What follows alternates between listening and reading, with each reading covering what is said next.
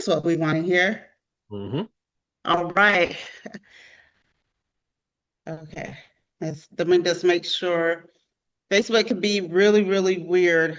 Um, Sometimes it lets me do public right away. Sometimes it lets me do like afterwards. I don't know. You know how Facebook is. Yep. But either way, I'll change it. But right now, it's supposed to say public. Um, you can see it on your page. Oh, you know what? That's what I forgot. You guys, I'm a little rusty. Man, I took some time off and oh my goodness. Everything's going crazy. It's my first time on my laptop doing this. Okay, let me go back to the um, Facebook Live. Let me go to Facebook.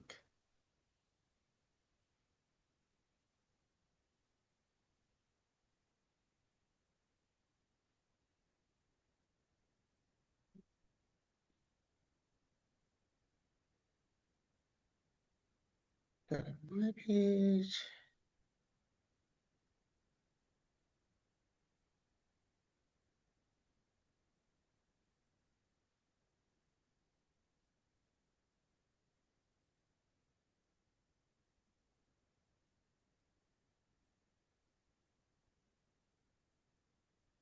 Right. You guys just tune in. I'm getting everything together. It was okay. Can I see that? But I do need to edit. Okay, edit post so I can tag you in it.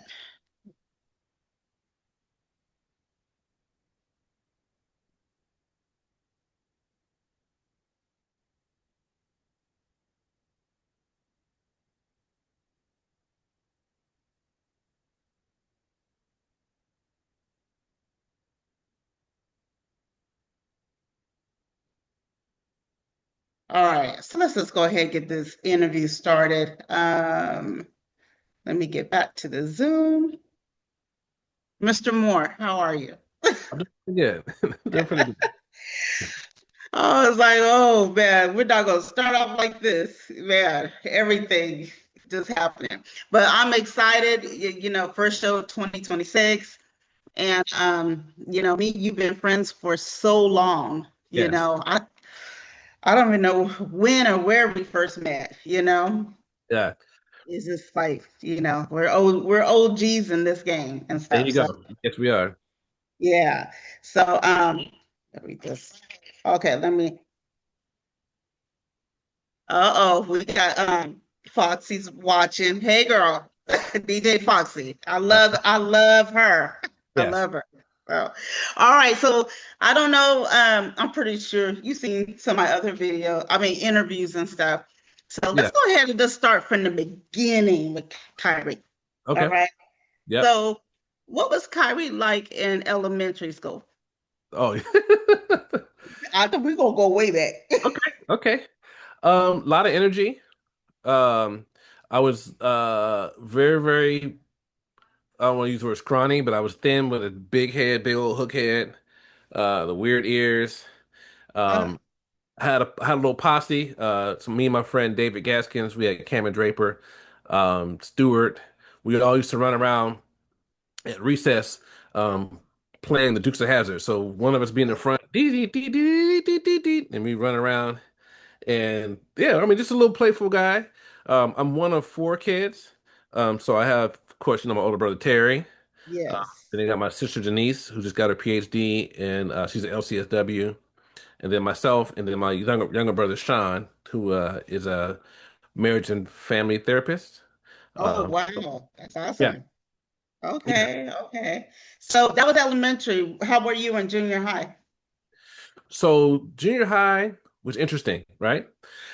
So, so I went to elementary, I went to HW Harkness School in South Sacramento. Um, What school? HW Harkness, Okay. yeah, Uh-huh. on Hogan Drive in South Sacramento. So I had some good friends there, and it was scary going from the sixth grade to seventh grade because seventh grade was middle school at the time. So seventh and eighth grade was middle school. We went to Gady. Um, Mm. yeah, so going there was kind of like, right to the passage, kind of growing up. We weren't elementary anymore. And I don't know, I mean, I got better because, like I said, in elementary, I got teased a lot for my big head. Um, so yeah, I think in fifth or sixth grade, I grew a shag to kind of cover the back of my hook. Okay. Got smart. Uh, and so junior high, junior high was good. A lot of people don't know this, but I am a musician. Okay. Um, my mom, we just told the story on Christmas. My mom used to always tell me, "I want you to grow up to be a drum major." Oh, wow. Yeah, she was saying this when I was like in, first, second grade. I want you to be a drum major. I want you to walk strong and be a drum major. All I heard was drums. So Mm. in the fifth grade, I started playing the drums. Started learning how to play the drums. Oh, So okay. by seventh grade, when I got to middle school, I was in the band. I was in the all city band. So I played. So elementary, I played the snare drum, but by the time I got to seventh grade, my teacher, Mr. Westfall, showed me how to play a drum set, and then I learned how to play the timpanis, which is the big orchestra drum. Boom, boom, boom. I was in the all city band in middle school. I was, Wow. yeah, yeah, and I had a good time. That was some of my best times at Gady. Like I connected with a lot of people. I got into my culture. I was raised in a cultural community growing up. My mom and I won't say very religious, but we did have access to a lot of good religious backgrounds. So my mom was Muslim when I was born, and then Mm. until I was like 4 years old, and then I went. So I don't eat pork. I don't eat any scavengers or any of that stuff like that, and really good teachings. And then I went to a Lutheran church for a little while, and then Methodist church. Um, and what year was that? I may have been in middle school when I played the drums for Philadelphia Missionary Baptist Church over in Oak Mm. Park. Okay. Whole drum set and the whole shebang. So Uh-huh. very cultured. Like I said, great time at Gady. Learn a lot. I Mm. think Mr. Withrow was over there. I think so. We had some good teachers. It was good. Good rites of passage. Yeah. Okay. What about high school? Burbank, 3,500. Okay. Okay. 3,500. Did you continue to do be a musician in high school, or did you get into sports or anything? Oh no, I'm not athletic. So I have That's I have family members, right? I have a cousin, I have two cousins, Gino and Victor Minifield. They're very into athletics, very good, right? And so I got to Burbank, coach coach was like, "Yeah, what's up, man? Football team?" And so I go out there for the tryouts and I'm seeing people getting hit, they're running, pow. I said, not for me. I think we're brother and sister. For 'Cause me. The band. I was in the band. And so first I go up to the band and you ever seen the movie Drumline? You probably have. uh-huh. Yeah.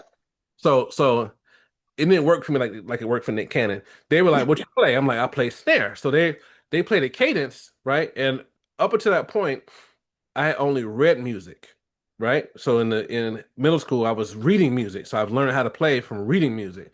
Well, in a marching band, you don't always have the written music. So they play, they play that. I couldn't play it.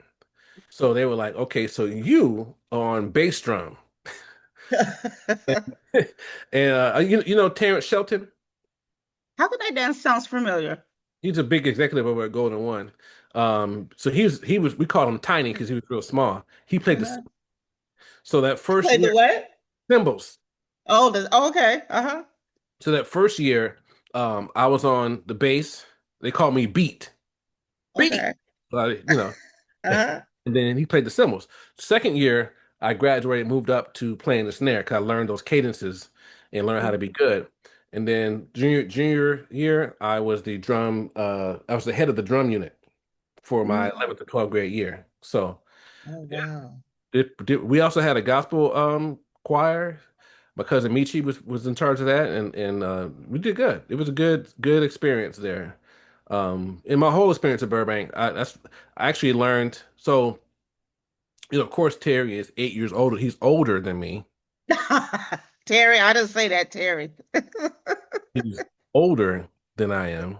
Uh, uh, I say that because I'm at an age now where people ask me who's older between me and him. I'm like, what? oh, oh. He's older than him. So let me go back a little bit. uh, So elementary school, of course, Terry is older than I am. Terry had a dance group called the Masterpieces. shut up. Terry was dancing. Did all that, Oh my God, I gotta get him on. did all the popping, right? And so he had a dance group called the Masterpieces. Uh-huh. I think I was in the, I don't know if it was called the Junior Masterpieces. We was a younger group, you know, and Hmm. so he would throw shows and have multiple things on his show. So he had a fashion show, he would have dancing, he would have rapping, singing, the whole shebang. He would throw a lot of shows because he's older than I am, and so he would have. Um, so I kind of got the vibe, like, hey, we throw some shows. So in high school, I was the person that was helping out with the rallies and all that. One thing that I did in six, so I grew up with people that were older than me. So like all my friends were at least 2 years older than me. So Hmm. what I did was in sixth grade, I would get out of school and ride my bike to Gady and go to PE. So everybody thought that I was in the seventh or eighth grade when I was in the sixth. Well, with the Mm. Gady, I would get out of school and ride my bike to Burbank, right? And I go. Okay. So Uh, in ninth grade, I went to all the grad parties. 10th grade, everybody every year, people are like, you ain't graduated yet. I'm like, nah, man, I flunked, but I was really younger. But I was by 11th grade, I was throwing rallies. I was the one coordinating all the rallies for the high school. I mean, of course, we're high school, but I was coordinating all the 11th and 12th grade. I was the guy that would throw all the rallies and did all those type of things with throwing shows and all that. So it was a good experience, and being in the band and all that was good too. oh wow, wow. Man, so do you still get on the drum sometimes? With my son. Yeah. With your son? Yeah. Okay. The one thing that and I don't know if it's ADHD or whatever it is, but I'm not like good like Walt, like some of the drummers you see in the whatever. Well, I go to church with Walt. Okay, yeah. So I Yeah. don't, you know, I could play a little bit. I do plan on at some point maybe getting another set and doing some practicing to get better. But Mhm. I've seen Jasmine Williams, her kids play the drums and they really good. Mhm. So what I mean. Wow. Wow. But I could still, I could play congas, I can play drums, I can play a couple different things. Okay. Man, Walt was tearing him, man, he was throwing down Sunday at church. Man, Hmm. I didn't even get a chance to go live. I was like, we was just all into it. Yeah, Walt threw down. Yeah, Yeah. shout out to Walt. You Yep. know, Yeah. you know. And he got the sticks now with his name on it. Is that right? Yeah, yeah, Yeah. Walter got, yeah. Yeah, He got, I had sticks with my name on it too, but it was because I did this. oh yeah, no, no, Walter done got him custom made and everything. He finally Yeah. got him and stuff. Yeah. So That's a good man, thing. yeah. All right. So man, I just found out something new and everything. So were you, even though Terry was older, Hmm. were you guys close Yeah. Yeah. growing up? Growing up, so funny story is that, my mom would leave to go out and go run some errands, whatever. And I'll be at the house, and as soon as the garage door closed, from the back hallway, you would hear, coming to the ring, it's the Spaghetti Man, and he's going to be boxing Khiry Moore. And I'm like, Oh no. what? Weighing in at 37 pounds. I'm like, what? And he put these knee pads on, right? Uh-huh. And so I had to get up and we would box. Oh my Yeah. God. And then when he was in high school, he was on the wrestling team. So again, coming to the ring to wrestle. So I got to wrestle this big old dude. Uh-huh. So yeah, I mean, he was the big brother, so to speak, that everybody would want to make you tough and teaching you Uh-huh. lessons and all that stuff like that. And he actually went to the Navy when Mm. I was 10. Yeah, I was 10 or 11. He went to the Navy because my mom has a rule: if you're in her house and you are out of school, you have two choices. You can go to college or the military. Mm. Terry thought it was a good idea to get. He had two jobs. He had a job at Jumbo Market, and Wow. now it's Mi Rancho. But that grocery store by the African marketplace used to be called Jumbo. Yeah. Yeah, Yeah. and Uh, that McDonald's used to be Burger King. So he had a job at Jumbo and at Burger King. He thought he was living a life. And and one day my mom came in the room. She said, "Hey, get dressed. I got somewhere for you to go." And he was like, "Where I'm going? Get in the car. Get dressed. Let's go." Took him down to the recruiter, uh, and he was in the Navy. oh my gosh. So yeah, yeah. He was he did 4 years in the Navy. He was in the Persian Gulf War. Oh wow. Yeah, but he was on Oh an aircraft carrier, so he didn't. He wasn't really in a war. I mean, yeah. Yeah. the amount long. My second job was actually at the Naval Postgraduate School because when I was growing up, you could work when you went to high school, your last two classes, you could Mhm. go to work. So, I grew up in the Monterey area. So the first year I was at Fort Ord, Army. Yeah. That was way, and then the second year I went to work at the Naval Postgraduate School. Boy, that was two whole different worlds. Uh-huh. It was two whole different worlds, Yeah. man. So, all right, so got you through school and everything. Found out that you play drums and stuff. Yeah. How did you get into, which came first? Photography just came. So the poetry came first, right? Yes. Or what did you do next after high school? Let's just start there. So What I've you, I've been writing poetry since I was like 11 or 12 years old. oh wow.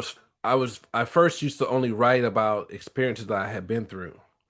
Um, One thing I was excited about, my dad was a really romantic guy, right? And so he would but he didn't write, but he would give my mom these scrolls every Valentine's Day or whatever, with poetry on it. And it was really, really, really romantic. It was real nice. There's one line in one of the scrolls that I actually stole that line. I don't use it no more. Mm. But it's something like I would tell you how much I care about you, but alas, my tongue can't hold the weight of the word or something like that. My tongue can't grasp the feeling, or it was something like that. But in the eighth grade, that was you know what I mean? Like that was it. Um, Uh, one of my first poems that I shared. So in my family, we have a belief, and ironically, crazily, eerily, it's been true for my whole. I'm 50. I just turned 51 on Tuesday. oh yeah, that's right. Happy belated Thank you. birthday. Thank you. Um, we have a belief that when somebody great passes, it rains, and every time for my entire life, when somebody has passed, it has rained. Even in the summertime, it has rained. And my great aunt passed away, and my mom was in the car and she was looking at the sky. It was cloudy. My great aunt was really, really old, and it was cloudy outside. And mom was like, "It's not raining. It hasn't rained yet." She was really just, bothered, and we buried my aunt and everything. And I wrote a poem called Rain. And because a couple days later, it did rain. And so the poem reads something to the effect of like, it wasn't raining when I left, right? It was cloudy and I described sometimes the rain could be your tears. And I described the journey of getting to heaven because my aunt, like I said, she was old. She had a couple strokes and all that. And so I described that it wasn't raining when I left. When I got there, it rained everywhere. So it described the days it took for her to get there. So that was my first, and my mom used to actually give that to people to comfort them.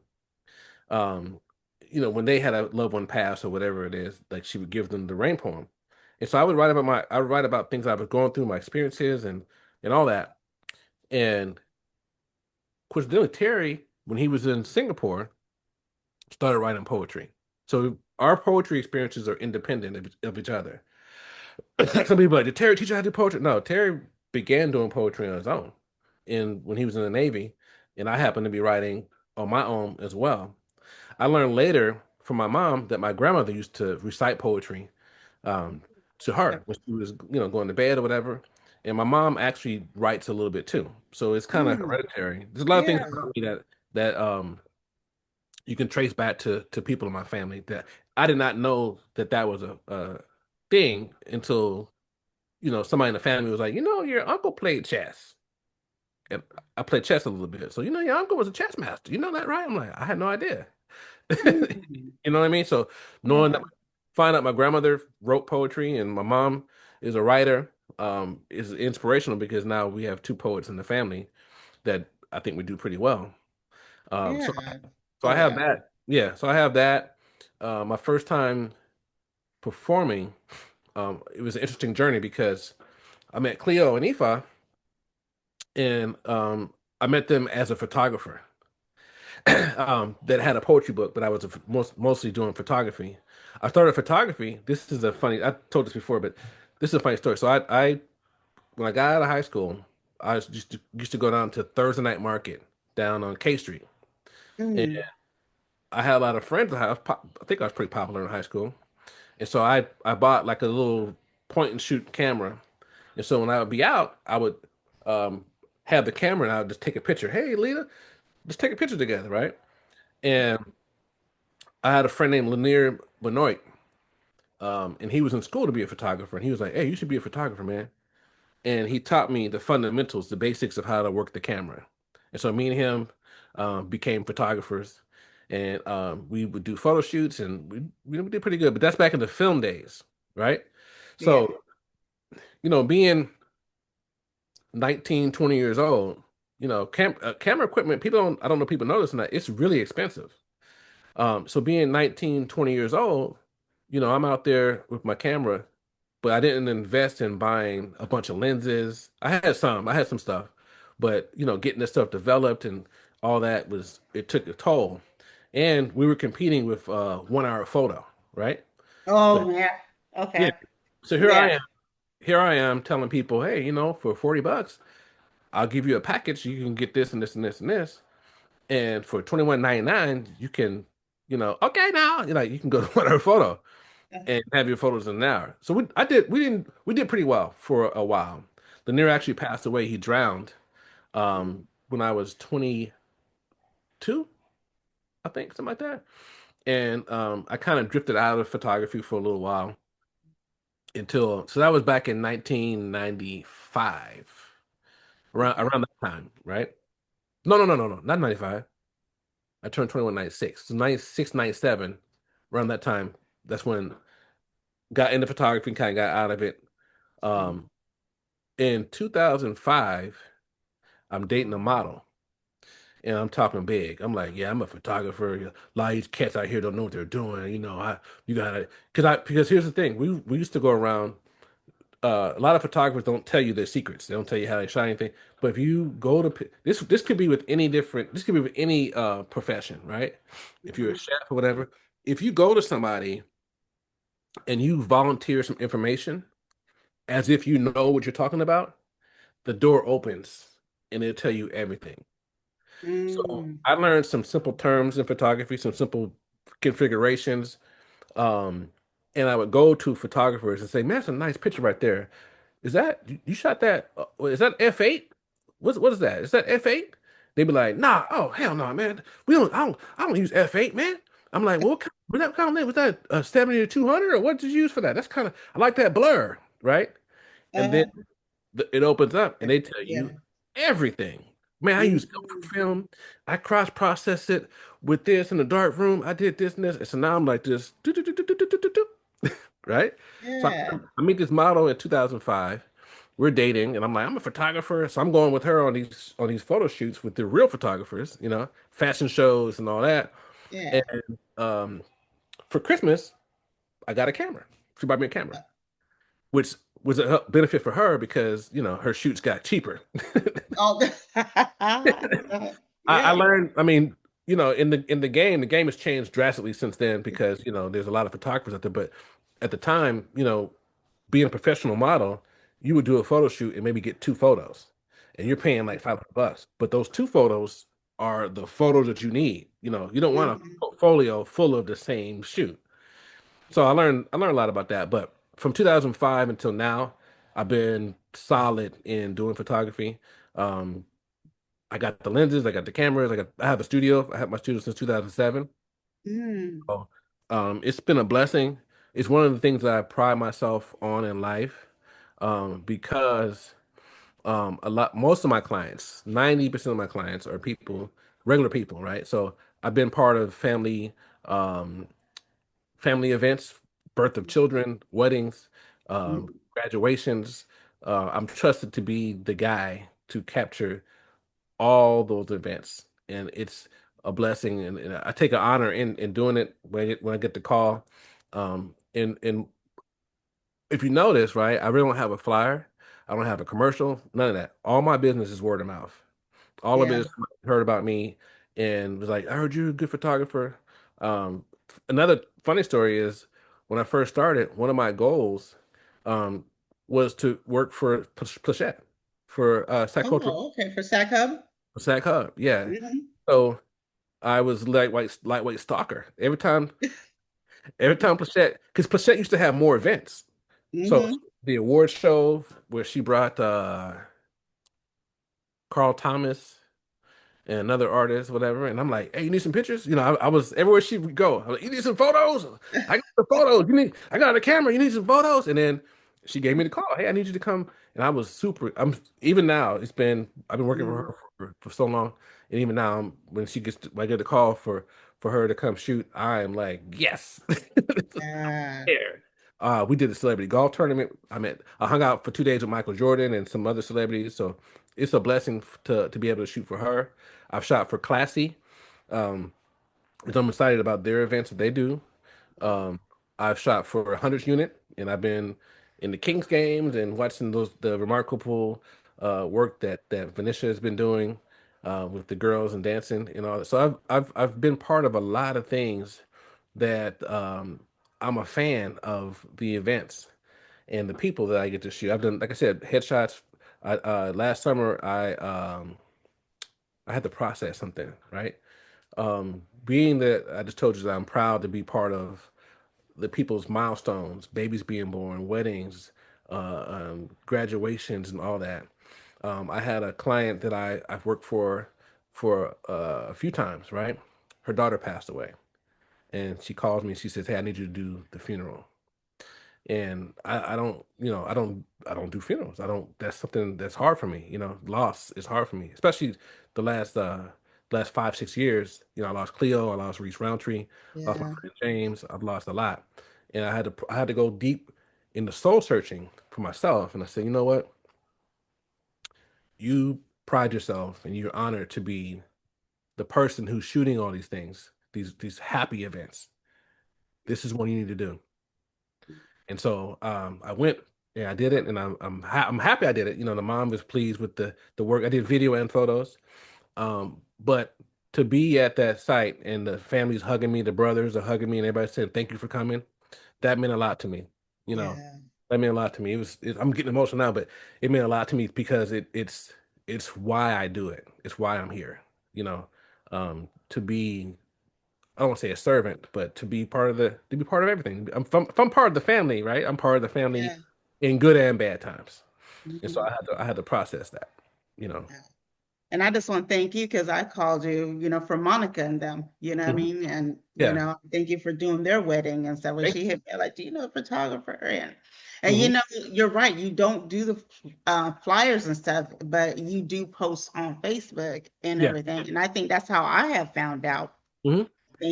Yeah, I think, unless I saw you out somewhere. Yeah. You either see me or I'm posting. I do have an Instagram Yeah. account. I'm not secret, but I just, and I think right now I might do it. I'm broke right now, so I might be. You might see some flyers again. Okay. I feel you. I It, feel you. it, it is. I need to. But Yeah. it's a blessing, and I'm constantly studying and working and trying to get better. If you see some of my older work, it's funny because the comedian Doughboy, a couple years back, he had posted a headshot. I did, and so at one point I did all the comedians. I was doing BT. Oh, I've done Doughboy, Mike Winfield. Um, I forgot this guy. I've done a lot of comedians headshots, and they've gotten big. And so I was telling people like, yeah, come to me, get a headshot, you're gonna get big, you know. Yeah. And I remember one time Doughboy, oh Trissy, I did Trissy. Uh-huh. But one time Doughboy posted an old headshot, and he was like, "Man, the mistakes I made." He wasn't talking about me, but he was talking about I the know, but yeah. yeah. And I Yeah. was like, From back in the days. yeah, Yeah. yeah. But Uh, it showed me the work I've done, and like I said, I'm constantly studying and constantly trying to get better, and constantly buying new equipment, lighting, and all that to be the best I can be. I just got flown out last November to a pageant. Another person I'm excited about working for is Aquila. Um, when she first came, not Akilah does the locks, but I did work with her a couple times. Uh, okay. Akilah Douglas Hmm. she came to me. She said, "Hey, I'm Miss Black Colorado, and I need some headshots." And I'm like, "Oh, say less," you know. So I'm doing her headshots, and I asked her how long she'd been living in Sacramento. She said, "My whole life." I said, "Okay, well, you know, when did you live in Colorado?" She said, "Never. I've never been to Colorado." She won a pageant, and then what wound up happening was, no, she took second place, and so they gave her the title. She did eventually go to Colorado, but every title she's won since then, I've been doing the headshots, and she has actually purchased the pageant. So she's the pageant Hmm. director now, and I did the pageant that she did in Sacramento, and then last November she did a pageant in New Orleans, and she was Hmm. like, "I'm flying you out," and I was like, "Say less." And Wow. to be there and witness the process and see these women, and it's a pageant for all women, right? So, Hmm. actually, let me rewind it for all people who identify as women, right? Hmm. And so it's an open door for everybody. It's all Yeah. inclusive. And it's a beautiful experience I had. There was, I think, 38 women part of it. Mm. All sizes, all shapes, all backgrounds, all that. And just to be down Hmm. in New Orleans and be part of the show was amazing, you know. And so that's why I said like it's a it's a journey for me to be included in people's life events and seeing the growth, like seeing her be part of a pageant, seeing her win the pageant. I'm still Hmm. trying to, if she's watching this, I'm still trying to get to Thailand because her Yeah. pageant is international now, so it's not just the United States. They go to Thailand. They might be in Kenya right now. You know, they do a lot. And so I'm like I said, I'm happy to be part of the big productions. As I'm listening to you, the, you know, same thing with me, people that I interviewed back in the days, with You got a point? Sacramento Funk Hmm. and on the real music videos and stuff, like, when Keisha Cole first came out, Hmm. I was one of the first ones that got called from the record label to interview Keisha, now seeing where she's at. And Yeah. sometimes I just look, at, like artists and stuff. I was like, man, I remember when, Hmm. they was there. And then also coming up with the camera. I Yeah. remember when I first started, I had the recorder was right here, Hmm. and then it had the big old camera, Yeah. and stuff. And then eventually Access, got the little smaller cameras and stuff. But I remember, I don't know if you ever heard me tell the story, the VHS tapes, it was VHS tapes back then. Yeah. Oh yeah. Yeah. I remember right before Tay came to the house and the damn tapes got stuck in the recorder, you know. Then right when he went outside, it got unjammed. I had to run outside and go get it. You know what I mean? So, we come from those days, Hmm. to, going from old models to new models and stuff. Hmm. Let me ask you this. Let's stick on, with the photography right now, then we go into the poetry. Yeah. I created, um, well, I've been creating, I don't know if you've been seeing my Facebook. What do you think about the AI? That is crazy. I even did a headshot Hmm. with AI. Yeah. Okay, so let's tell me, what's your thoughts on AI? Do you think, you hear AI is going to take over and blah, blah, blah, but people still like that personal touch. Yes. Yes. So, So here's what I'll say. Um, there's been a lot of things that were supposed to take over, and like you just said, people like that personal touch. mhm, uh, I do. I do baby showers, right? Like I said, some birthday party. I'll tell my clients, hey, I might need to only be there for an hour. I get everything in an hour, or maybe have your cousin with the iPhone. Well, no, we want the photographer there. We want the personal. We want the magic eye. We want your eye to take these things, right? And so AI is a interesting thing. I'm just now I'm studying. I work at a school. I'm an administrator at a school for behavioral challenged students. And so we off work for 2 weeks, and I just studying AI. I was altering things or whatever. It's got its flaws. Um, Mhm. there, some of the models, I don't want to talk about the pageant, but some of those models in the pageant, when you look at the photos, because I got a spreadsheet of the photos, and I'm looking for the girls. You know, I'm like, hey, Keela, some of these girls didn't show up, and no, she's over there, and it was AI. They had AI themselves, which to each his own. If that's what we want to do, hey, do it. Um, I think that for me, I use it sometimes to create effects that would take me a couple hours, right? So if you want a different background or whatever it is, I can type it into chat G whatever, and now you have that background in a couple of seconds as opposed to me having to go in and trace and edit and do all that. So that's a benefit. Like I said, some of the flaws with technology, I was watching the video this morning where the Waymo car went onto the Mm. railroad tracks and I got would never get in one of those things. Go ahead. yeah. And the guy had to hop out the car because the train was coming. Because it's not human. It can't think rationally or it can't critically think, right?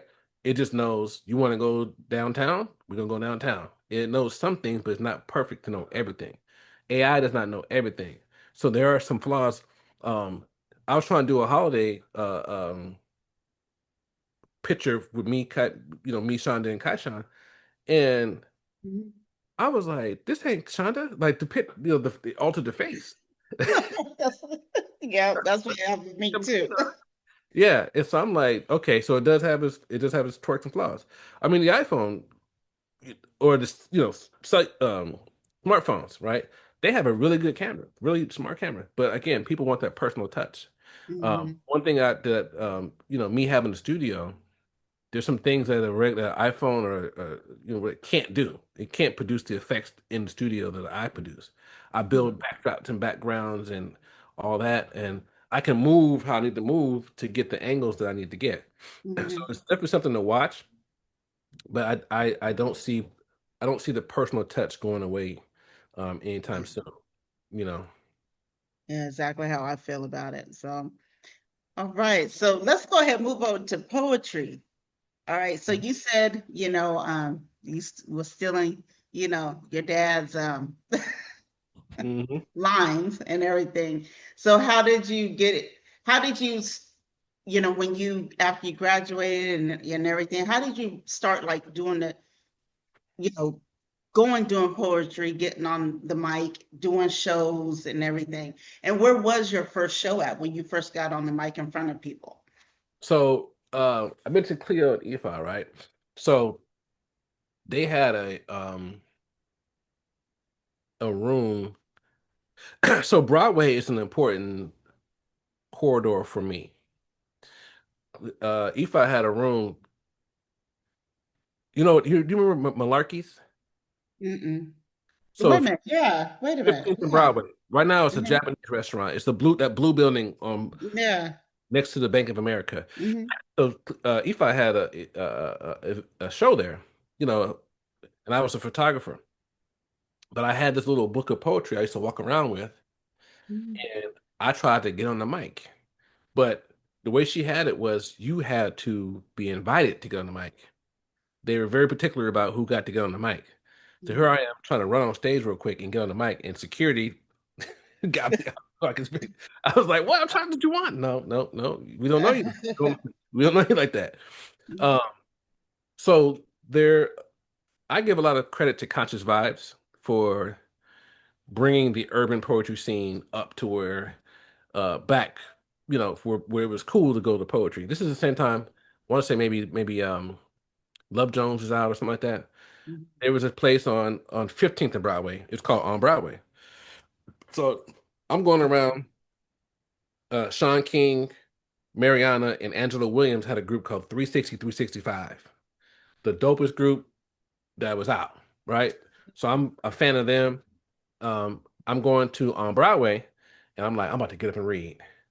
Angelo was the host, and I tell him, I said, hey, I might. No, he actually came over to me and said, you gonna go up? I said, I don't know, brother. I don't know. I'm a little scared. He told me something that to this day I still remember, and it was like, they don't know what you're gonna say until you say it. And if they know what you're gonna say, and they're sitting in front of you and they're waiting for you to say it, that means they heard it before, they like it, they want to hear it again.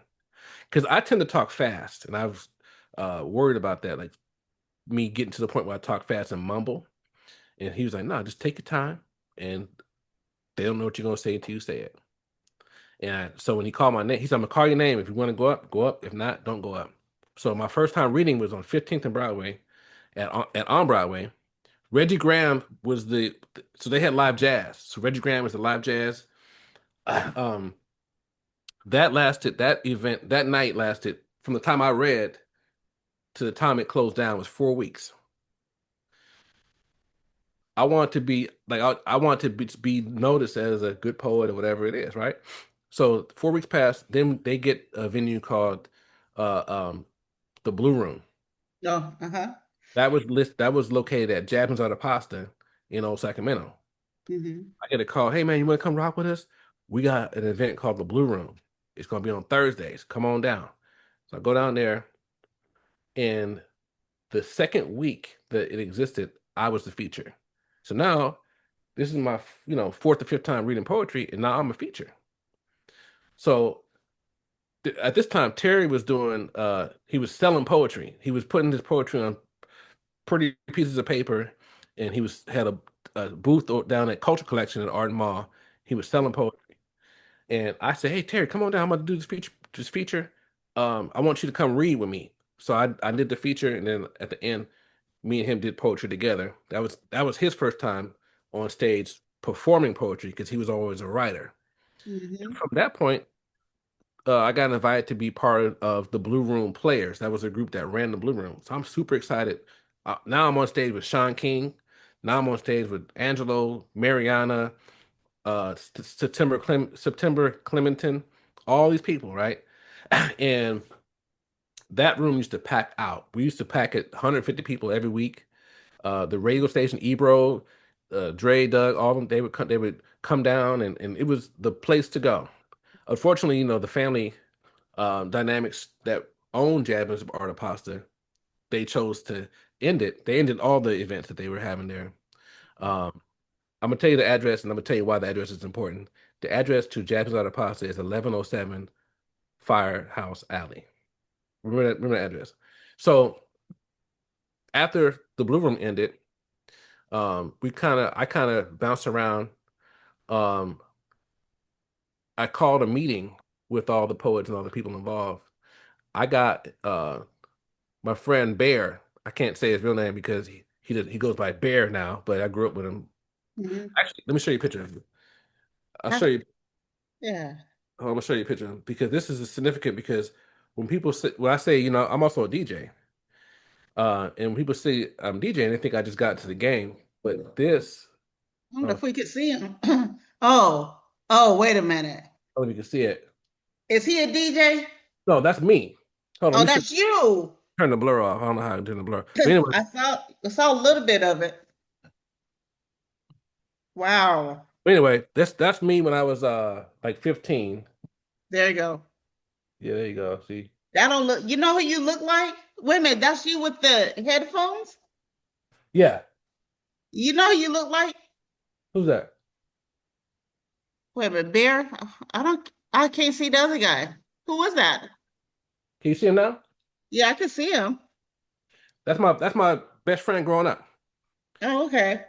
So he made the deal for me to get um the Colonial Theater, the little cafe next to the Colonial. Mm-hmm. And so I created a venue called Planet Earth, and we did it, and that ran for a little while. It was a Moroccan cafe, juice bar. Um, It was two owners, a black guy in the front and a Moroccan guy in the back. So the juice bar was the black guy in the front and the Moroccan guy in the back. They didn't like each other. So we Mm. ended our event there because they used to always, you know. Um, then Cleo had an event at KZ's Art Gallery on 17th and K. That ran for a little while. That's how I met Lucky Witherspoon. Um, did Ifa have another event? I think Ifa may have had another series. Mariana had a series. We had a lot of series. A lot of people had their events and different poetry series pop up and down. Cornell West, not the big, but little Cornell, C West. He had Okay. the Po Hop, so we frequented that. And then one day I was at home, I was chilling, and a girl I was dating was eating lunch over at Jamaica House, Mm-hmm. and Oh, yeah. the owner was talking to her. He was like, "Yeah, I'm thinking about doing poetry here," and da da da. She was like, "I know a guy," you know. And I got a call from Felix, who owned Mhm. Jamaica House. He was like, "Yeah, you want to come down and do some poetry?" I'm like, "Yeah." So that we had a choice of Wednesdays or Sundays, and I chose to do the Wednesday, and that was in 1999. Tosh took me to, he had me meet him at the Jamaica Jamaica? House. Tosh. Yeah, yeah. And so we did 1999. We had a good run. A couple years into it, Felix decided to move to Houston, and he sold the restaurant to his chef, Clive, with the stipulation that you got to do the poetry here on Wednesdays. That was in the sale. You got to do the Mm. poetry. Clive called me, yo, you want to do the poetry? I'm like, yeah, let's do it. So we kept Mahogany going. That was Sweet Fingers restaurant.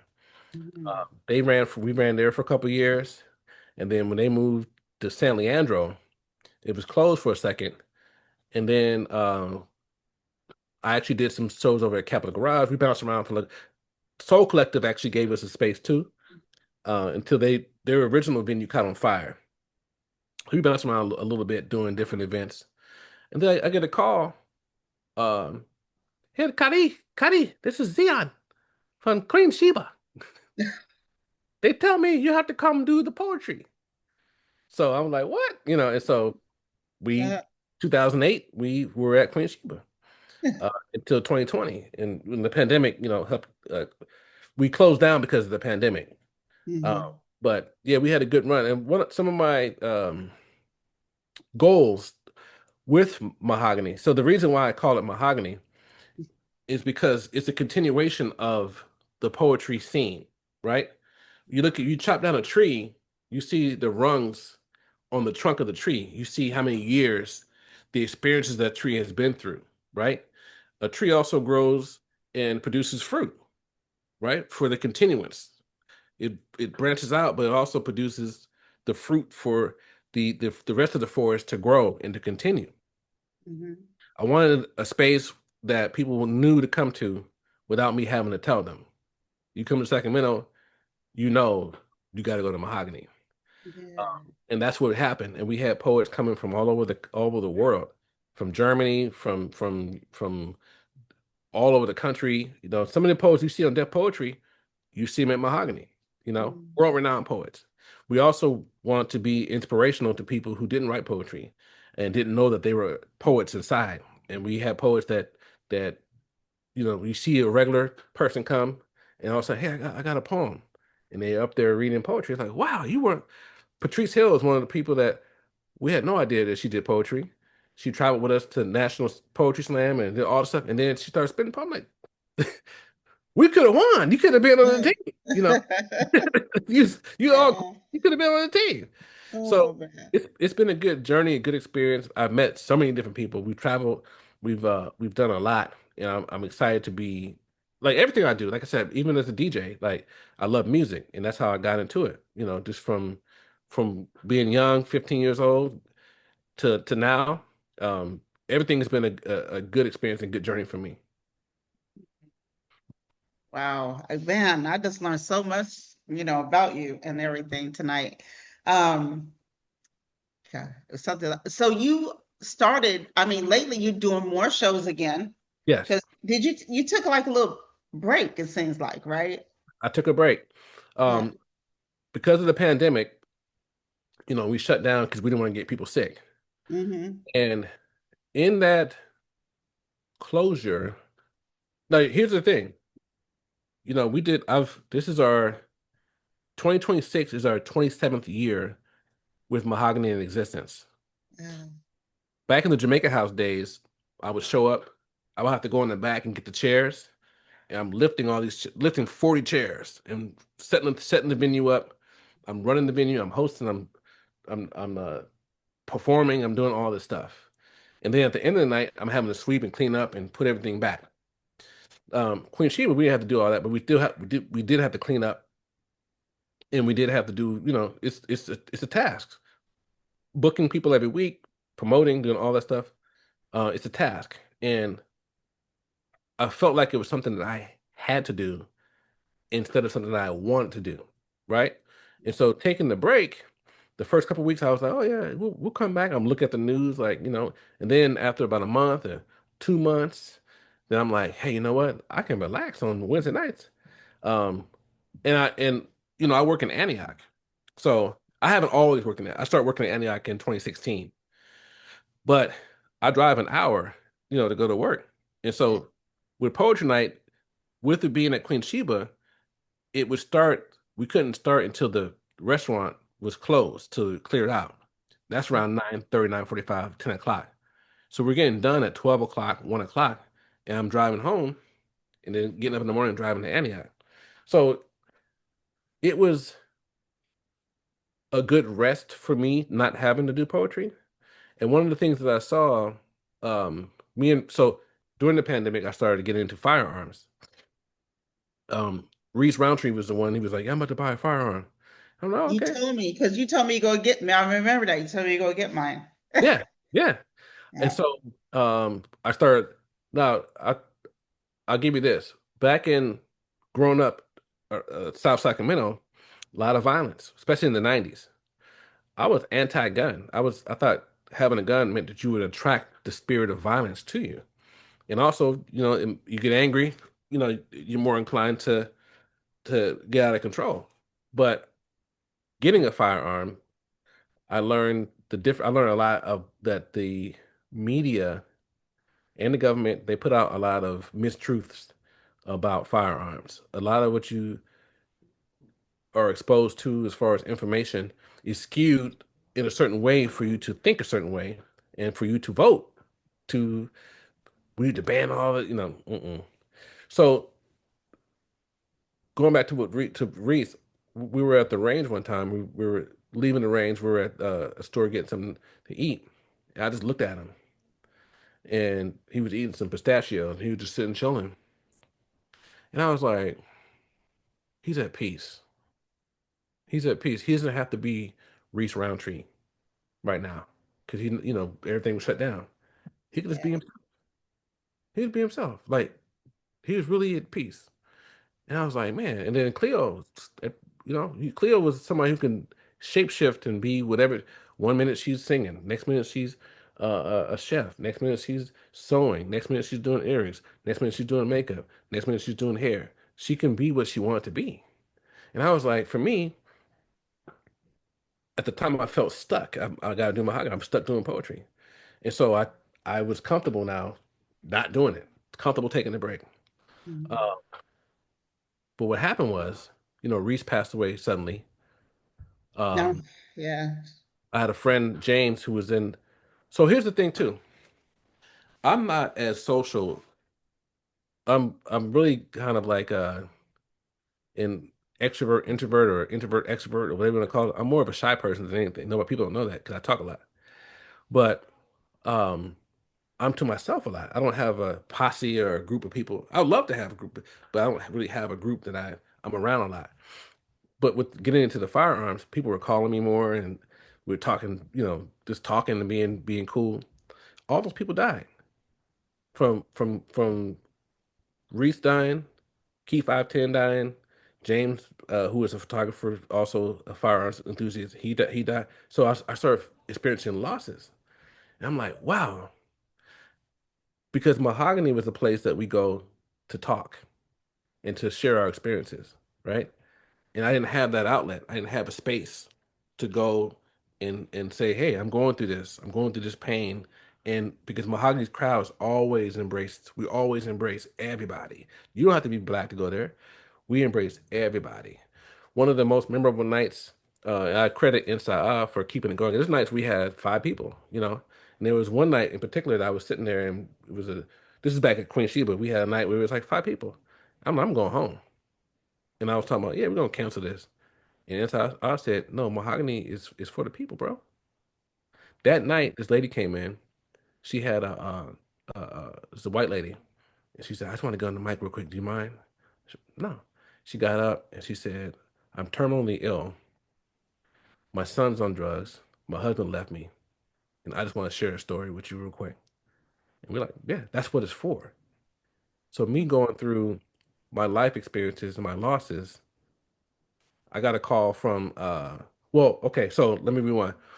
2022, I think, Talam AC calls me. He's like, hey, I'm coming to Sacramento. I want to do a show. I'm like, all right. So I contacted Maya, who owned the venue in Old Sacramento. And she was like, yeah, come on down. You want to look at the venue? Come on down. We could talk about doing the show. Da da da. And she says the address is 1107 Firehouse Alley. I said, okay. I go down there and I'm parked the car and I'm walking down. I'm like, wait, this looks familiar. This place looked the courtyard. This place looks familiar. And so I said, Mike, is this the old Jazz Bazaar Deposit? She said, yeah. So we did the show 2020, I think 2022. We did the show there. It was a beautiful show, great turnout, everything. And so then, and I kept telling her, I'm gonna bring Mahogany there. I'm gonna bring, and I kept not doing it. And then I get a call from some of the younger poets, Takara and Luke Taylor, who's also known as Ronnie. And they're like, hey, we want, yo, Unc, we want to do it. We want to bring back Mahogany. And one thing was the other shows I used to do outside of Queen Sheba, I never called them Mahogany. I would call them Mics and Moods, Black Light Lounge, Vibe Sessions, or any, because Mahogany was always exceptional for Broadway. Um, but I said, no, let's do it. So we brought it back. They don't live in Sacramento. They live external. Takar lives in New Orleans and Wow. lives in Houston. And so I was like, oh, we'll bring it back. And so I kind of took it upon myself to keep it going, keep the reins going. And we Mhm. decided instead of doing every week, because I didn't want to do the same thing. I didn't want to bring back an open mic and do the. I created new goals, so we did it once a month. We did the last Wednesday of the month, Mhm. and one of the benefits is 7 o'clock instead of it being at 10 and 11. We could Mhm. do it earlier. Beautiful space, and this is after Cleo had passed away. So I was honored and I was appreciative of being able to go to a space where I first met Cleo. That's my reconnection with Cleo in that space. Wow. I actually said it on the mic one of the times I was there. I was sorry, first time I cried on the mic too, but I was like, this is where I can be with my sister. In this space, the full circle from when I first started doing poetry until now. You know, we're not there no more. They've restructured their events, and so we now are at a venue called All City Homes, which Oh is a yeah, with Roy. yeah with Roy. And Roy reached out. He was like, "Hey man, you know what? I want to do some content. I want to bring community programming um, to my event." I'm like, "Let's do it." So we do the second Saturday every month. We Mhm. still might do a Wednesday. We're looking at different options, different venues, whatever it is. But um, I really felt like we need a space that you can come express yourself, where you can Mhm. come and share a story. You don't have to do poetry. We have comedians that have been birthed at that space, from Mhm. Mikey Winfield, BT Kingsley, Trizzy. A lot of comedians would come and they would work out their material because at a poetry night, we're all intellectual and and then Yeah. you're in there with this heavy stuff and then now I'm gonna tell you some jokes. If they laugh, you are really funny. Hmm. You make that crowd laugh, you are hilarious. And then you go to Yeah. the comedy crowd and it's like it works out. So I brought it back because I felt like, just filling voids and being able to go somewhere where you feel like family and express yourself. And it's been a blessing so far. And we have some good plans for 2026. Wow. Yeah. I mean, I see, your announcements and stuff. I said, okay, they're really doing it. Now, have you met the young lady, Natasha Yes. Negotiate? Yeah, Aaron introduced me to her actually. And then it happened that she was trying to find her family with the same last name. And I knew some people with the last name. So and so she was just so happy because, Mhm. she's new here Yeah. and stuff, and she wanted to, connect with family and stuff. But yeah, I really like her. She's got a good spirit and she's good, you know. One thing I admire about her, and I've told her this, right? Um, one of the challenges that we have. I don't know if I'm a promoter. I don't know. I know I throw shows. I know I have events and all that stuff like that. The challenge, I mean, Sacramento is a challenging place, right? Just off top, you know. But one of the challenges I have with when I book artists is they don't promote the show. You get to beg them to put the Yeah. flyer on their page. And I'm like, look, because me as a consumer, if you said you were having a show, I'm like, okay, yeah, okay, like, and you're featuring Joe Smo, okay, I might be like, man, tonight it's supposed to be a show. Let me go to Joe Smo's page, right? And I don't see this. I don't see the flyer on the page. I don't believe Joe Smo believes in the show because he's not promoting it, right? And his fans or whatever else. And then the artists want to get paid, and I'm like, well, look, there's no money, there's no people. You know what Right, I mean? And right, so, and so I tend to, when I talk to these artists, I tend to tell them the story mhm, about when me and Flo Real did a show and we wanted to book Fever in the Funk House. And Darius was I was talking to him and he was like, yeah, man, check this out. This now I'm gonna tell you, this was because I don't want to mess their pricing up. This was like 15 years ago. Okay. So we're throwing a show at the Touch of Class, and he's like, yeah, man, so we charge 500. That's 15 years ago. So I was like, 500? Oh, that's a lot of money, man. I don't know about that. He said, what's your email address? I gave him my email address. He said, check this out. He sent me photos from their last 10 shows. He said the minimum amount of people that we bring is 100 people each show. wow. He said, now you charging 10 to get in, right? I said, yeah, we're charging 10 to get in. He said, that's $1,000. We just want 500. Say less. Mm, Done deal, right? And they brought 100 people and we gave them the 500. We made our money. They know how to promote. They push the show, all mm, that. A lot of artists in our town mhm. don't promote. And Say that. it's frustrating because I have on deck right now, I have access to 6 venues that are calling me saying, we want you to do shows there. I'm like, I don't know because I'm one person. I live in Mhm, Oak Grove. I have a child. I get off work, come home. And so I'm not out there like that. And the artist, it's essential to know how to build your fan base to when you perform, come out to shows. But what happens is people get on the mic the first couple times, and they're like, "Oh my God, people like me." And they ask me to come out, and they get super excited, and they go to every open mic, and they perform, and then they get asked to be a feature, and they don't do the business side of it, like, "Hey, am I getting paid or whatever?" And they oversaturate sometimes, or they don't promote, and they understand like they said, "Well, it's the promoter's job." Yes and no.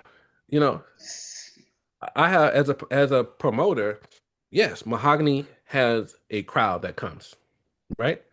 That's about 20 people that every mhm, time I do a show, the tickets, I know I got 20 tickets I'm selling.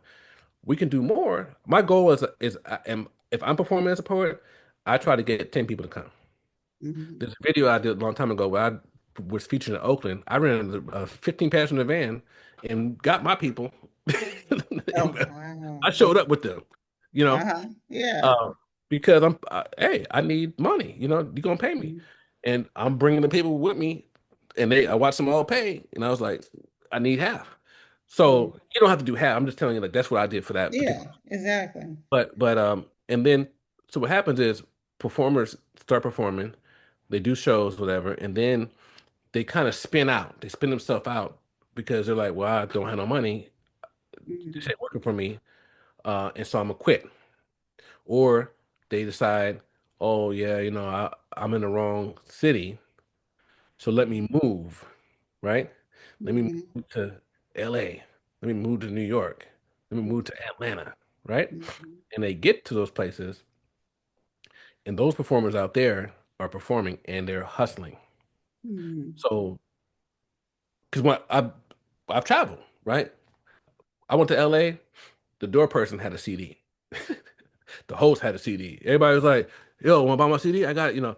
They knew the advancement, Mhm. and I think that at some point I do want to do maybe a workshop or something Mhm. in our town to help educate the performers and say, "Look, this is how you do it. Build your fan base. You don't have to do 55 shows. You could do a couple shows.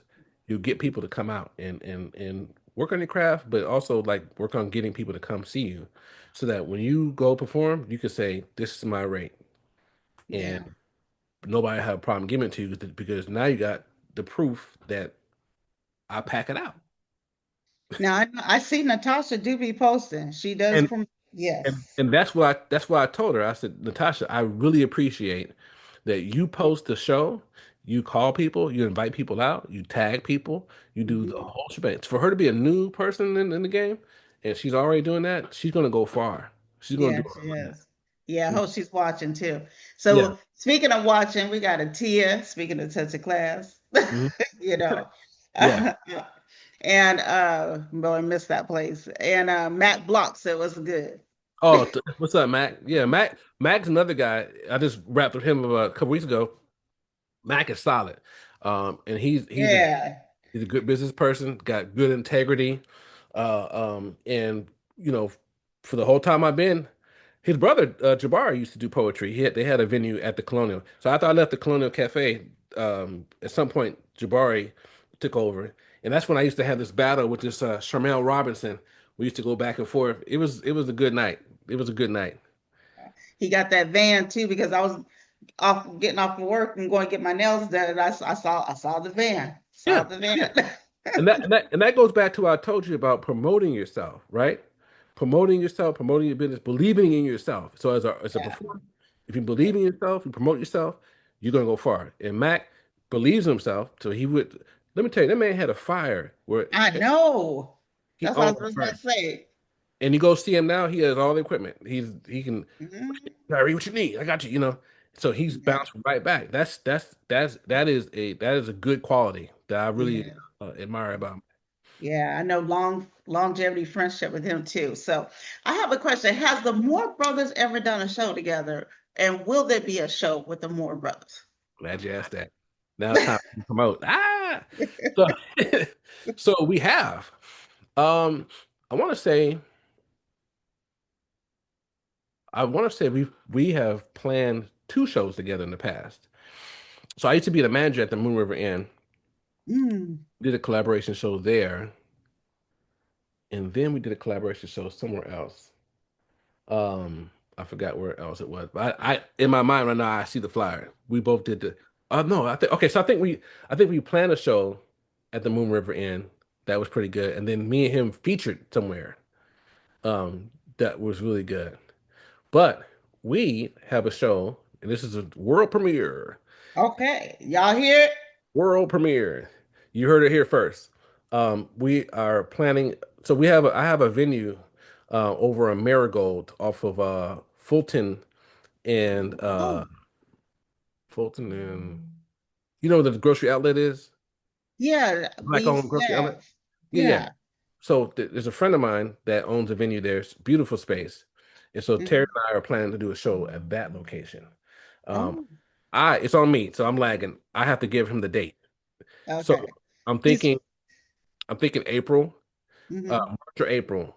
Um, maybe April. I have a huge show that we're gonna be doing in March if we can get it together.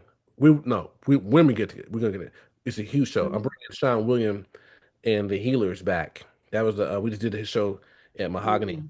But this is gonna be an even bigger show, and we have a Mhm. beautiful location. But look for a show for me and Terry in the spring, a collaboration show. Mm. Yeah, and then back in the day, me and him did a slam competition. So it was when Terry had an event called The Show, and I had Yeah. mahogany. It was the poets from the show versus the mahogany poets, and Oh, it was neck and neck. It was pretty good. Yeah, huh. my dad's a funny guy because my dad didn't understand how slam. He didn't understand slam, so Uh-huh. we're getting scores or whatever. And in slam, you can get high and low scores. So my Uh-huh. dad was like, "They're cheating. They're serious cheating." Oh my He, goodness. he left. He was like, "I can't take it. No, no, it's not cheating. It's a score. It's what." Oh man, oh man. And speaking of Reese, I was purging, doing the end of the year purging, Mhm, now I'm with the different, real estate companies. I was throwing away stuff in the office and stuff. mhm. And ran across the what's it called? The incense. Yeah, Remember? yeah, not Yeah, copper. Yeah. yeah, and I was like, oh, it's like I miss Reese. I miss going to strikes and he'd be up on the stage and he'd see me, he'll point and put that smile on and Mhm. you know. So let me tell you some fun facts about Reese.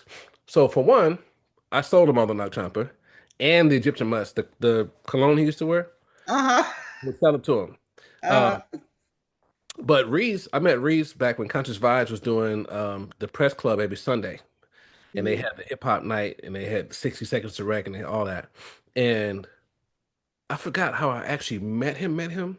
I know there was a night where, because in Sacramento, the police like to harass hip hop venues, and so the mm, press club they were like, yeah, one week they were like, we can't have any dancing in there, so they put the pool tables on the dance floor so we couldn't dance. And Reese was the first DJ that I heard that would be on the microphone, yeah, saying, hey, what's up over here, what's up there, and so Reese used to he had a knack for making people feel important. Everybody. He made me feel so special. He would give me VIP tickets to come, his events or whatever else, and he would notice if I didn't come. So one thing about me, going back to when I was upbringing when I was younger, so I grew up on 24th and Florin. I was privy to a lot of gangs, a lot of gang activity, a lot of gang members and all that.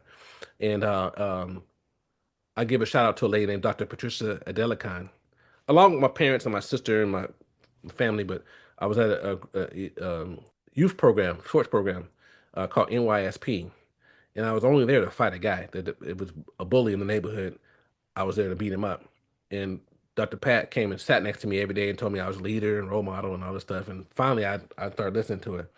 But um,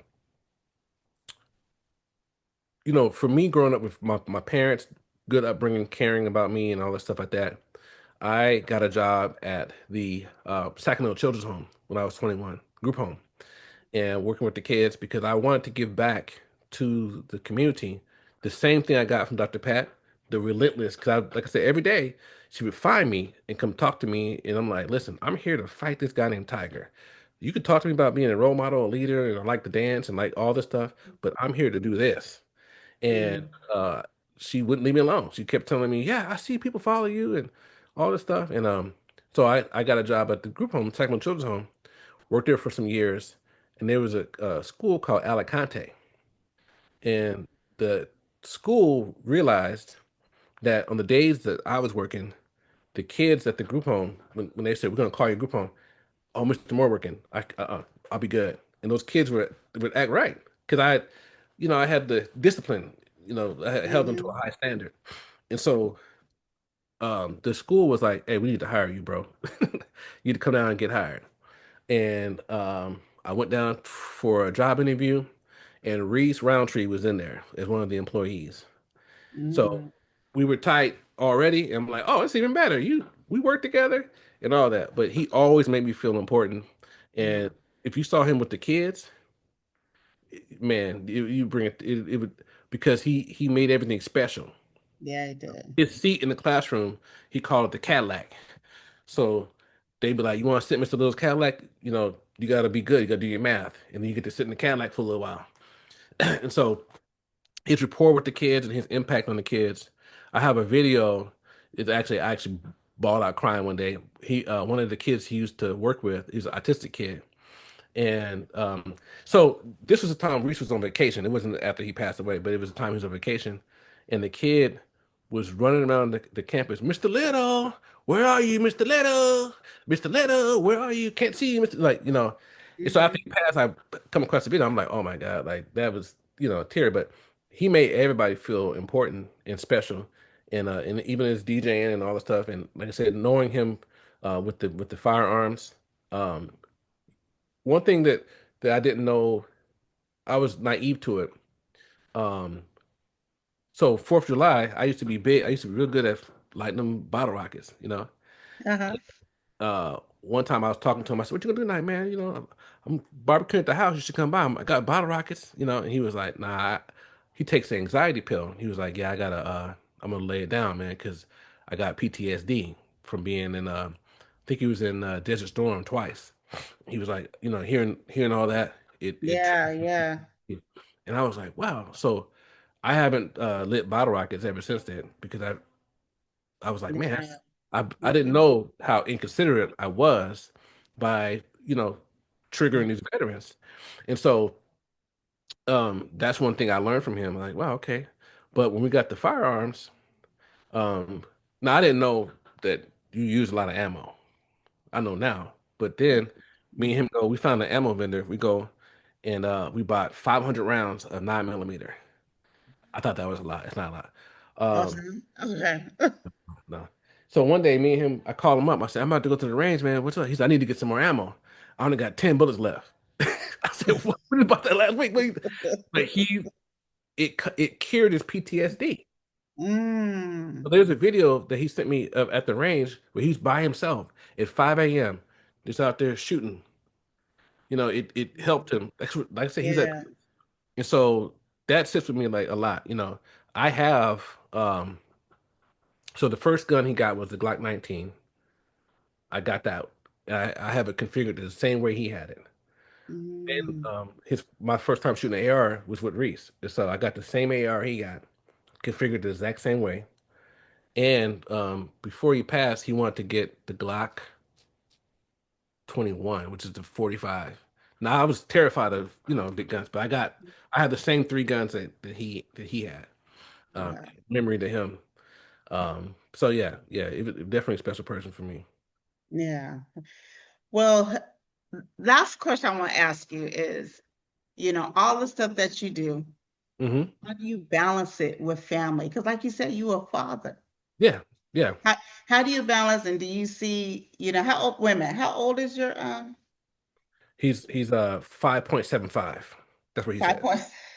Yeah. Okay. Do you His, see, does he try to flow too? So how do you balance and does he try to flow too? oh yeah, oh yeah. Poetry. What? Kaishan, you sleep? Okay. Okay. No, he does. He plays piano, the keyboard. Okay. Piano. He plays drums. He wrote a book. He's written poetry. He You said draws. he's 5? He's 5. Yeah, he's 5. His mom. No. Oh no, his mom has him on deck, locked in on everything. He does karate. Like he plays baseball. He used to play soccer. Oh, Uh, she got him locked in. So he is extremely talented. Um, I give a lot of credit to her for helping him. But natural, some hereditary. It's in the family.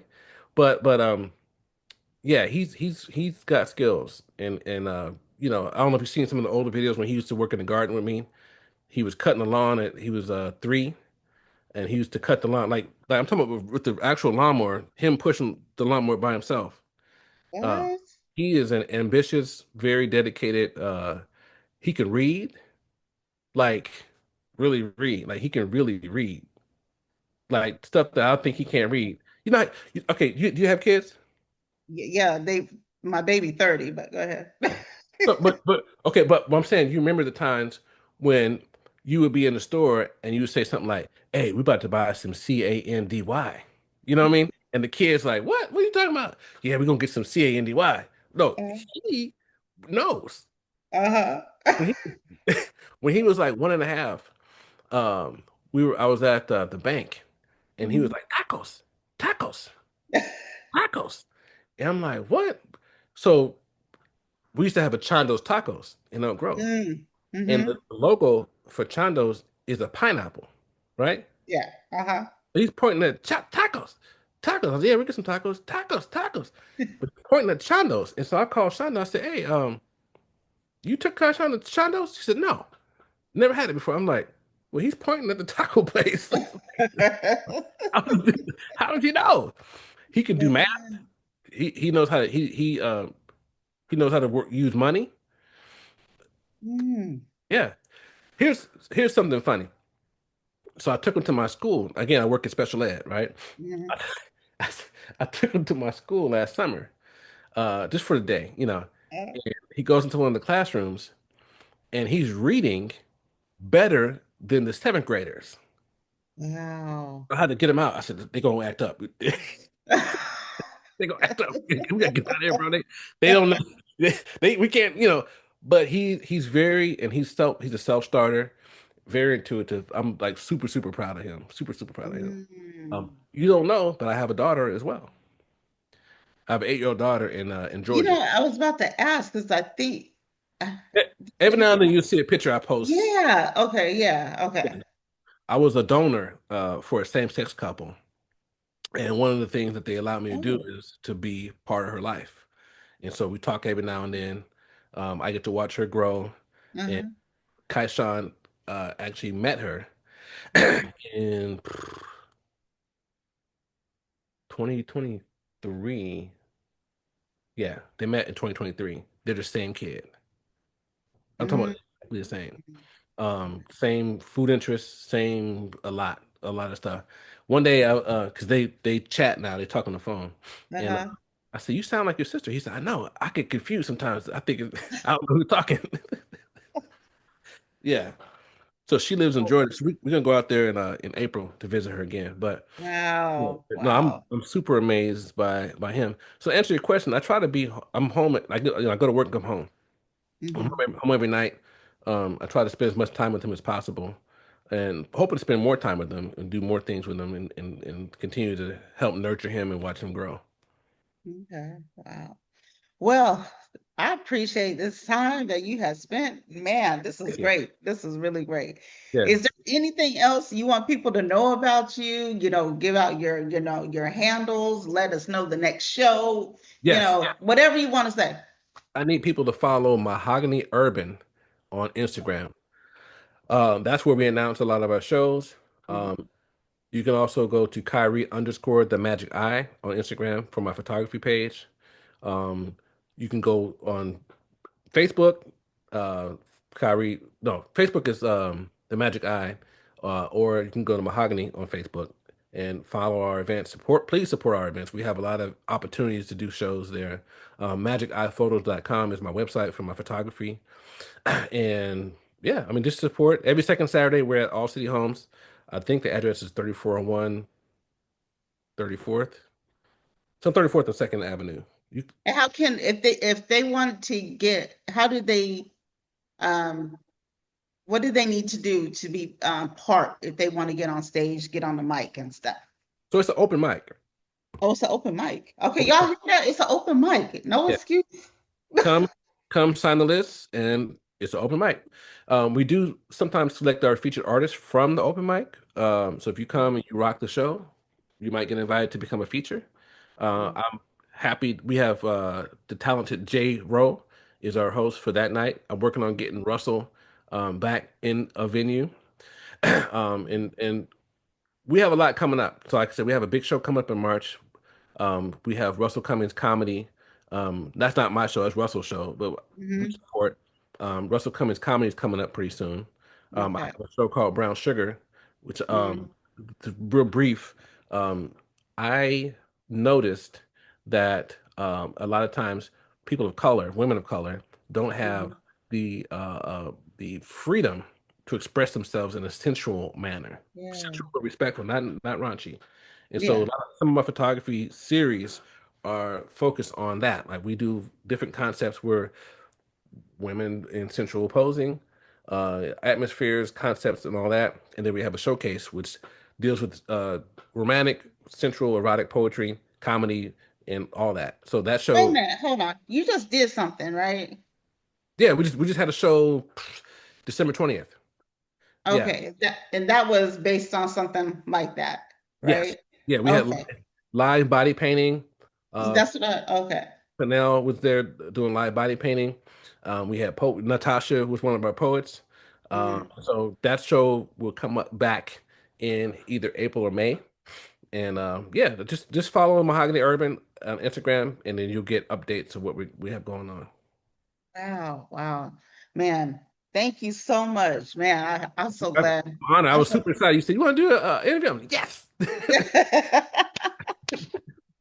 I know I had hit a like I've told a few people like last year and stuff, and there were some few people on my mind. You was one of the people Uh, because I pay attention, and yeah, and I said this before. This show is for I'll do more like new artists and stuff probably this year, but yeah, I wanted to bring out us OGs who yeah. paved the way. You Thank know you. what I mean? Thank you. Yeah, and people can follow me on Facebook as well. I do post. I like information. I like to learn. So a lot of times the people think I'm just ranting or whatever, but I like dialogue. I like to learn. I like to get people's perspectives on things. Yeah, Um, you do, because I saw you post this. Yeah. yeah, I mean it's I mean, I'm just saying you did. You said, I just want to know why are you guys posting this, that, and stuff. And I got it about, the video that you just asked that question about. You know what I yeah, mean? yeah, because So, I saw that video yesterday at my mom's house. She's watching CNN. It was on every 2 minutes. So I'm seeing this lady get shot and stuff like that. And then at the same time, what about her family? What about her partner? What about her, we're reposting this, and I'm in my mind, I'm thinking you can just share a woman got killed by ICE. And it's you people can Google it and see the video if they want to. But if you imagine you're opening up social media as a person, right? You're opening like and that's all you see. So imagine her family, they can't go on social media right now. They can't go on social media for a while because it's everywhere. it's And everywhere. Or some people were TV, saying, anything. yeah, and I respect people's opinions. I got a lot of valid feedback, what I really enjoy. But kind of where I sit on it is like, hey, it's on the news. People can see it, and I do. But anything I post, I'm really up for a conversation about it. And I'm really mostly objective. People think I lean a certain way and all this stuff. No, I'm just posting information, and because there's a lot of mistruths out there. Even I mean, looking at the president, even though he's not a great person, there's some things that he does that are not as bad, right? Yeah. And by saying that, oh, you're Trump supporter. No, no, I voted for Trump. I voted for Cornel West. But Yeah. Well, I was like, I'm glad he said that about the housing, about the big yeah, corporations buying up. I totally, agree yeah, with that and stuff. You know what I yeah, mean? yeah. So yeah, it's just, you know, you just It's I here's always say this when people were going back and forth, mm, during the election, I mm, said, y'all act like y'all sleeping with these people. Y'all act like you could just call them. yeah. You know what I mean? Here's my perspective. The president is a person that's there for a short time. That person is in charge of a system, right? That Mhm, system is decades old. You have senators and people that have been in the government for 30, 40 years. They run what goes on, right? The president is the figurehead of what is, they have some leeway what they want to do, but for the most mhm, part, they work for, there's a whole nother, in the background, whole other system that they're working for. And not all presidents have done everything great. There's some things about Obama that I wish he didn't do. There's some mhm, things about Obama that I thought, what are you doing, bro? Like, it's kind of weird. There's things mhm, about Clinton, there's things about Bush that mhm, some Bush did some good, he did some bad. So mhm. it's what it is. I think that voting on the local level, that's where you have the power, right? What happens in your own communities, your own neighborhoods, or whatever it is. Like I sat with Jay Chenier when I was living at my other house and said, "Hey, what you gonna do Mhm. for us, man?" And I got $5,000 for the Mahogany Festival. Just by See. I got people that we're gonna be there, we're gonna vote. So it is what I mean. Like I said, I always want to tell people like I post stuff Mhm. for discussion, you know. And Yeah. I don't hate nobody. I'm not angry. I like to learn. I like to teach if I can Mhm. teach, but I also like to learn. And good debate is good for it. Iron sharpens iron for the most part. Right. Last question. When's the podcast coming? I want to do one. I Uh, know you. yeah, I felt it. I felt it. yeah, yeah. I have one with one of my students. Me and Elias, we have a Yeah. little podcast. But so the Spot on Marigold, they do have podcast equipment, and I've talked to some people about trying to do one. If you want to help me, I mean, let me know because I'm interested in doing it. Yeah, yeah. This is so much better than me carrying all that camera equipment like I did for what, from 1993 to 2007. You know what I mean? Just send a Zoom link and go live on Facebook. This is Yeah. like, I was like, this is easy breezy. And back then I was the camera person. Nobody Huh? saw me. I had Ebro and other people, artists and stuff, host and Hmm. yeah, but this is easy right here. So Yeah, definitely. So yeah, hopefully, so I have some goals for 2026. And so that's one of my goals is to have a podcast and get some people on there and talk the talk. all right, whatever you need from me, I got you. So Okay, thank you. Appreciate that.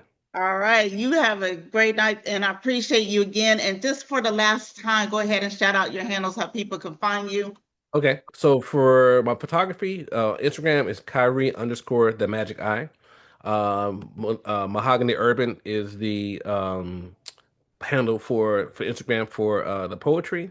MagicEyePhotos.com is my photography webpage.